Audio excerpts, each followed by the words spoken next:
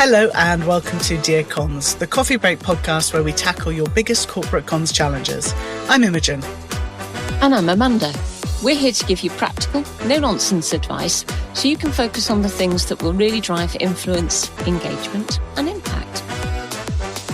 Now, LinkedIn is one of those platforms that you either love or you hate. But there are occasional rays of light and common sense, and today's guest is one of them. Rachael Warner has experience across the spectrum, I'd say. She's worked government departments, global organizations, and even our pacey startups that we love. Nowadays, you can find her running, and this is in her own words, a zero bullshit communications and writing training for any organization who is going through change.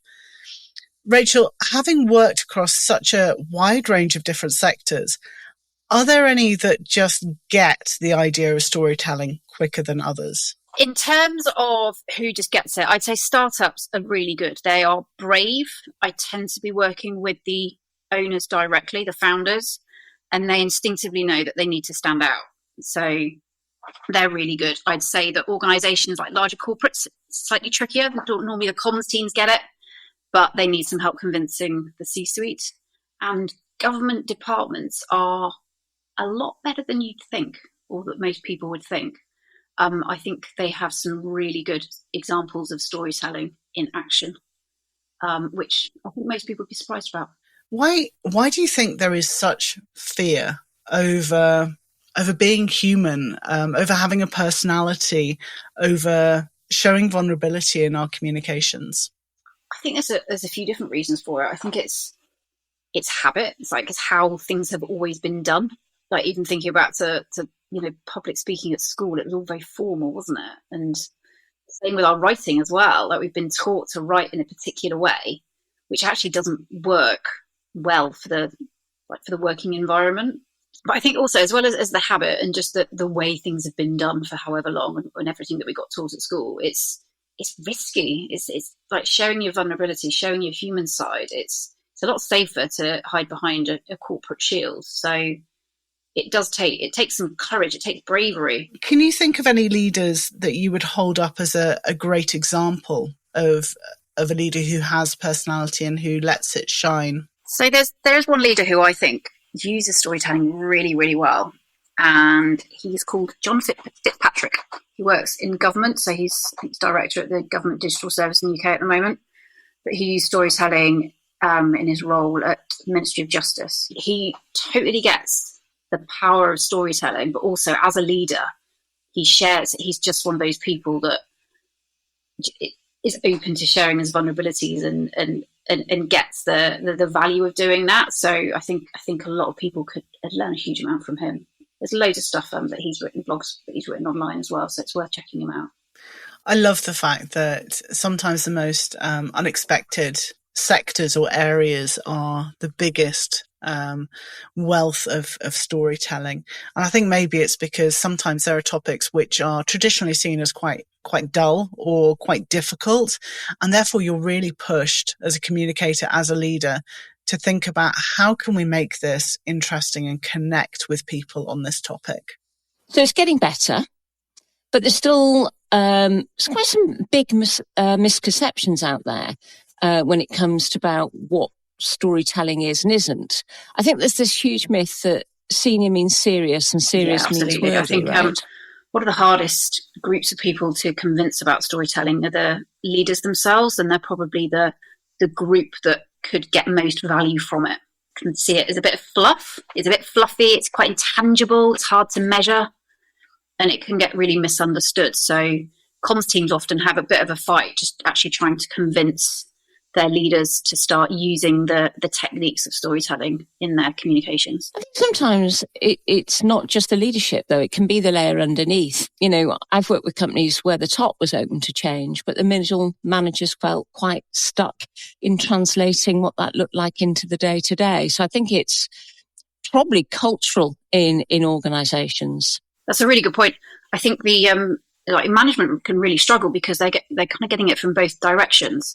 But also they don't get that bigger picture clarity, which is where narrative and story come into its own. So they're being told to translate it and they haven't really been given the story themselves in order to be able to then kind of pass that message on into what it looks like day to day. It's a really tricky situation for them to be in. And often they haven't actually been taught how to do it. I think that's something we forget. There's a lot of those sort of middle managers, which we, as communicators, we always talk about, there's the bottleneck, there's our problem, we have to sort the middle managers out. But actually, what we forget is a lot of them haven't had the training in order to be able to do what we want them to do. They have been promoted into the role. Suddenly they might be managing for the first time. Suddenly they've got all these additional responsibilities. And have we as communicators actually taken the time to train them and show them what storytelling is, what storytelling can do for them and their leadership? I would say the majority of the time, no. A lot of management, a lot of kind of promoted managers don't get management training. Quite often I come across, they do have management training, but the only comms training that they get within that is about public speaking. That's not enough. Maybe the reason why it's so maligned or feared, not only at that sort of C-suite level, but also in that middle manager sort of tranche, is because of the definition we have of storytelling. And it's all very much sort of once upon a time. Maybe the worry is that there isn't a happy ending a lot of the time, or the ending hasn't happened yet. And so business leaders are very reluctant to use this term of storytelling or use storytelling because they don't know what the ending's going to be. There's a lot to unpick there. So I think the first about the once upon a time thing, I think that's what people think when they think about stories and storytelling. But the way I talk about it, and this is not to say that it's the right definition, but if you think of a story, it's got two components. You've got the plot, like what happens, and then you've got the character. And the once upon a time thing, that focuses purely on what happens. This happens and this, and then there was something really bad happened, and then that all changed everything, and then they came out the other side and everything was wonderful. Whereas actually that's only one element of the story. The other really important component is the character. And without having a really strong character, at least one that we can get behind, then there isn't a story. Like if there's only a plot but no characters that we actually like, then it's not going to be a top show on Netflix, and it's not going to work in communications wise. It doesn't even need to be a character that we like, actually, just thinking about it, because actually if we have a common enemy, that can be the character in your story as well. But I'm thinking, we don't always have to have a good character within our stories. We can ask our audience to join us against a common enemy. I wonder, Rachel, have you ever avoided the word storytelling to get buy-in with the organisations that you work with? I mean, quite often Imogen and I will ask, how do you want people to feel after hearing this? Or what's the moment you knew this mattered? What's worked for you when things are stalling around the word? I quite often don't use storytelling, especially when I get the sense that it might get misinterpreted. So I talk about the science of story a lot. I'm doing some work with an engineering company at the moment, and like they're engineers, they're logical. They like to see the logic behind things. And with storytelling, it can, as I said, it can feel fluffy and it can feel a bit kind of infantile. The childlikeness of a once upon a time thing. Whereas if you talk about the neuroscience behind a story or a narrative, there's no getting away from that. How powerful it is. It's literally tapping into how the brain processes information. And so by kind of taking the science approach, the neuroscience approach, that helps people understand the benefits of the tactics. So I might not use storytelling in that sense. I've taken a very similar approach when I'm dealing with healthcare communicators as well, who tend to have that more scientific background. That does help them connect. I'm thinking more with leadership in your bigger organizations, maybe, because I think they tend to be a little more reticent. Yeah. They bump on it a little bit because it seems like a buzzword. It seems like, something a consultant would say. So I'm wondering about what's the other option. There's always the word narrative. I don't particularly like the word narrative. I think it sounds a bit McKinsey. What word could we use? So the interesting thing about narrative and story, because they kind of get a bit mixed up. But if you're happy for me to mention a book that I read, which changed my perceptions around all that, it's called The Narrative Age by Frank Wolf, and he actually talks about the difference between narrative and story. So the narrative is that big, overarching kind of northern star. Other this is what we are trying to do. Can be provided. And then the stories are the smaller kind of tactical tactics and stories that come out underneath that big overarching narrative. In terms of moving away from the storytelling thing, I completely agree. I think leaders, it doesn't sit well with them. I tend to tap into what it is that the problem is that they're having. Because storytelling, at the end of it, is a technique, like loads of other stuff in comms and everything else. It is a technique to get you from A to B. So rather than talking about storytelling, it might be that they need to build better connections with their employees. It might be that there's been feedback that there's no authenticity, not as much as I don't really like that word, or there's a lack of trust. And so actually it's focusing on what they're wanting to change rather than how we go about doing it. It seems to me that those that resist storytelling per se are often the ones who need it most. I wonder whether it's because they don't have experience of what good storytelling looks like, and that's why they're so reticent. What do we think? Yeah, I think it's really useful to share really good, simple examples of what good storytelling is. And like as an example, and I'm going to forget his name, which is really annoying, but with a new CEO, whose name I can't remember, of Mattel, the toy company. He went in and everyone was expecting him to talk through the kind of standard, this is what I want to focus on for the next year or whatever it might be. The first thing he talked about is how much of a nightmare it was trying to get his ID badge and kind of the ridiculous amount of red tape that it took. And so straight away, everybody was like, it was a bit of a leveler. And like COVID was a really good way of doing this with them. Not that I'm encouraging COVID to happen again, but COVID was actually, it was an interesting kind of turnaround in terms of how leaders communicate it, because it leveled people out. It's about building connections, isn't it? It's about building that kind of common ground between you and your audience. You know, I go through the same troubles that you do when trying to get into the building. I think it's more difficult to show good examples of corporate storytelling because they tend to be kept internal, and so we don't get to see them as much. You know, there are always the charities, for example, fantastic at using storytelling in order to grip the heart and get you to pay over money. But I think for people outside of the charity sector, that just seems like too much. And it's not going to fly when you're selling rivets or whatever it is you're selling. Do you have any examples that you use of corporate storytelling that is kind of external, Rachel, that you can share that really kind of holds up what good storytelling in a corporate sense can look like? Actually, quite often the best bits, the most beautiful words come from the conversations that we have with the employees themselves. And it's not me as a consultant or some fancy agency going off and sitting in some kind of, 10 grand dark room in London, at some private members club.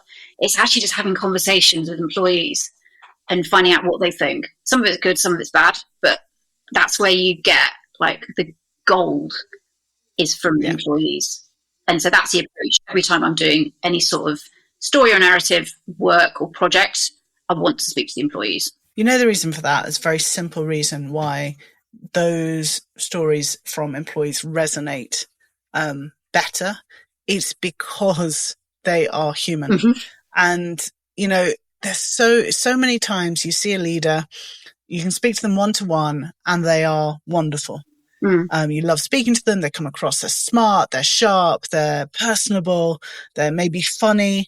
But then you get them in a town hall or writing an email or in the media, and suddenly they like switch to this robot that is completely the opposite of what you're used to.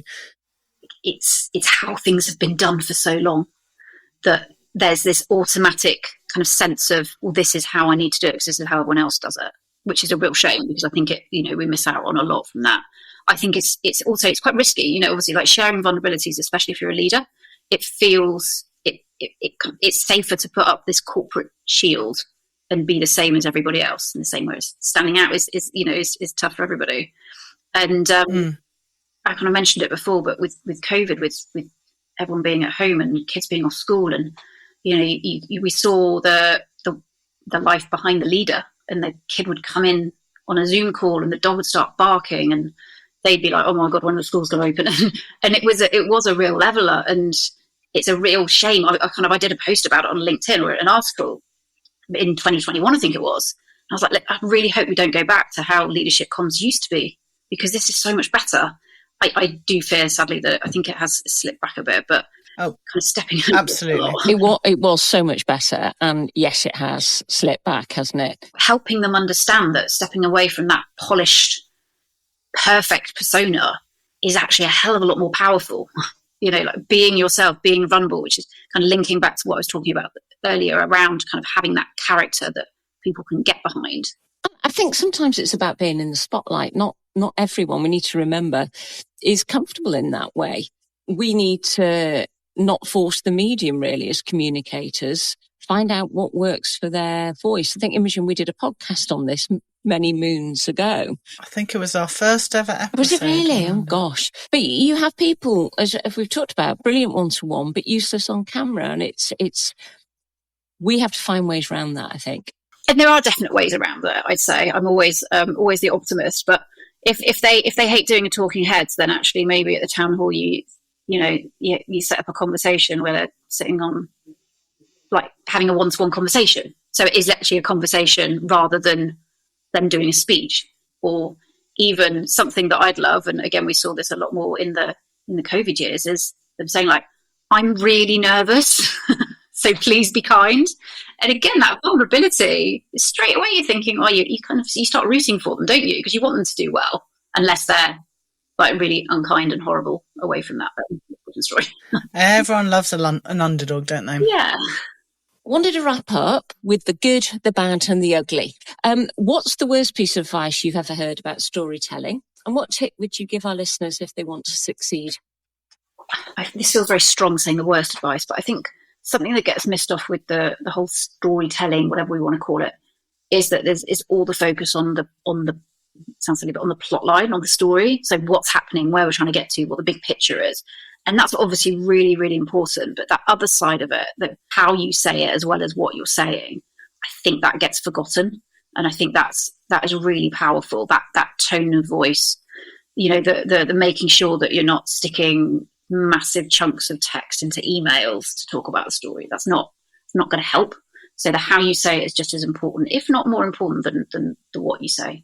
I'm just thinking about what my key takeaway from this conversation is. I would say storytelling isn't scary. It is something that we all do naturally every day. When we're at home, when we're with our friends, our family, even when we're talking to our colleagues or talking to suppliers or talking to anybody, we are naturally inclined to storytell. And I think where people get hung up a little bit is on the theory and the structure. We've all seen those terrifying graphs of showing a storytelling structure. Those don't make sense to anybody, not even people who actually teach how to storytell. So I think we shouldn't get hung up on theory. We need to start by being human, because storytelling in itself is about connecting with other human beings. There's nothing more to storytelling than that. It's about connecting. It's about sharing a common ground. It's about helping people understand where you are and where you want to go. Closing thought from me, don't force it. If a story feels hard to tell, that's often the red flag that you're not ready. So if you can't explain it in 2 minutes without a chart, you've still got work to do. Unfortunately, we're going to have to wrap up there. I know that given the choice, the three of us could probably harp on about storytelling for at least another hour, if not more. But since this is a coffee break podcast and not a 3-course meal podcast, we're going to have to wrap up. So Rachel, thank you very much for your time. Thank you for having me, Beth. I would encourage everyone to subscribe to Rachel's Friday newsletter, The Comms Nerd. She covers everything from words to behaviour change to neuroscience, and we'll put details in the show notes. But that is us done for today. If you've got a topic you'd like us to cover, drop us a line. Like, comment, subscribe, share, do whatever else influencers tell you to do when they put out a podcast. And we'd really appreciate it. So until next time. Bye.